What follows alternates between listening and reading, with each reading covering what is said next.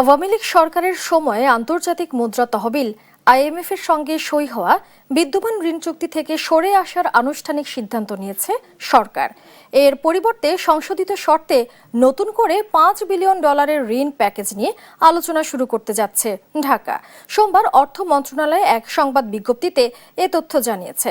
এতে বলা হয়, গত 21 মে অর্থ ও পরিকল্পনা মন্ত্রী আমির খসরু মাহমুদ চৌধুরীর নেতৃত্বাধীন একটি প্রতিনিধি দল এবং IMF এর ডেপুটি ম্যানেজিং ডিরেক্টর নাইজেল ক্লার্কের নেতৃত্বাধীন দলের মধ্যে উচ্চ পর্যায়ের ভার্চুয়াল বৈঠক হয়।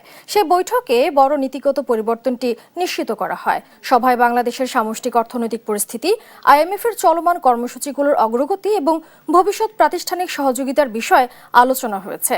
বৈঠকে অর্থ ও পরিকল্পনা মন্ত্রী আমির খসরু মাহমুদ চৌধুরী ওয়াশিংটনে অনুষ্ঠিত IMF বিশ্বব্যাংকের বার্ষিক সভার ফলপ্রসূ আলোচনার কথা স্মরণ করেন।